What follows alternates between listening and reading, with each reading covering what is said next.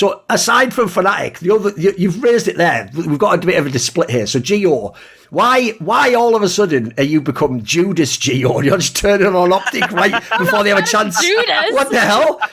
Surely you're supposed to say they're going to go back to back. They're your team, Optic. I'm not that far gone. Okay. I'm just skeptical because, all right.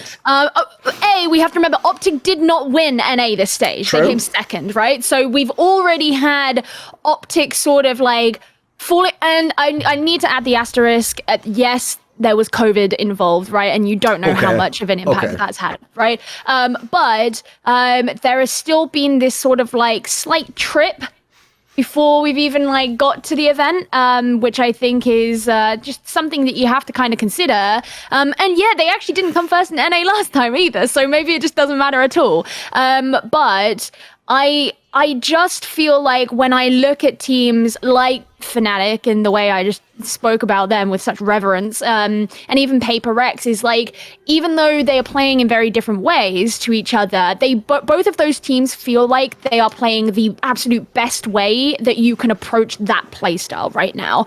Whereas Optic, I don't know if I feel the same about right now. Like, I just did this like video on YouTube last week, and one of the things I was talking about is the fact that Optic have continued to see success where Sentinels haven't, because Optic have always kind of kept this air of like ingenuity and innovation to remain ahead of the meta, and I'm not sure that's true right now, because they're still relying on, for example, these like neon comps, which are what they brought in and really popularized towards the end of stage 1.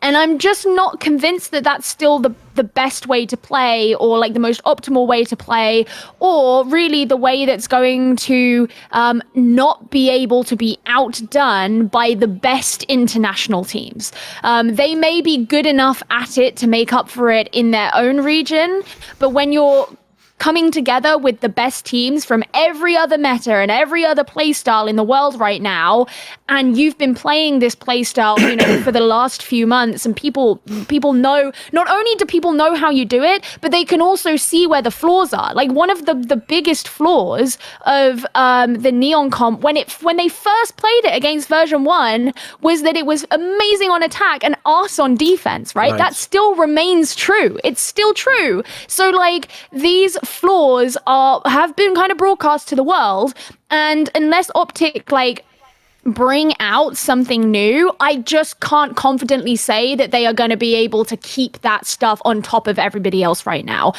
I still think that they are going to get very far in this competition. I don't see them dropping out in groups. I don't see them dropping out early in the playoffs. Like, I can still see them making it to, top 3 or whatever. But do I think they're going to win the competition? If they did, I'd be like, okay, cool. I'm not overly surprised. But if they didn't, I certainly wouldn't be surprised. Okay. Come on then, Paper Thin. What's your take, mate? I mean, what surprised me about Optic, and I think what's funny to me is I think Optic's win at Masters 1 was almost more mental than anything, and they have one of those kind of rare abilities to take negative feedback, to take negative press, and turn it into wins. Sort of, I swear to God, they watched that Michael Jordan. Yeah, like Chet, right? Chet said kind of some, I don't think they were horrible things after a match that when they lost to Xerxia. I think he just kind of didn't speak as eloquently as he would have liked, right? And I think like all that bad press, all that negative attention, they took that and they fed on that. It's kind of like Michael Jordan used to do. He'd take that bad press, he'd take that bad feedback, and he'd use that to fuel himself to be better. And I think for Optic, like I saw this even after they won Masters 1. Like I remember seeing an article or a tweet saying that everybody's doubting on us, all this other stuff. I'm like, you just won Masters. What are you talking about? And I think they at least kind of like realize that they can feed off of that same kind of energy, and that can actually that is such a huge effect in these kind of situations. And I mean, every professional athlete will tell you that like some of the best feed off of negative attention like that to fuel that anger inside of them that focuses them like a laser.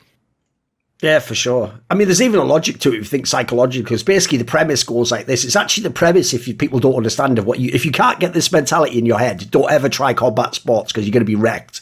Basically, the reason why in combat sports, like if it's you or me and we're just a pleb watching, of course, the first thing you think is like, fuck, that looks painful getting hit.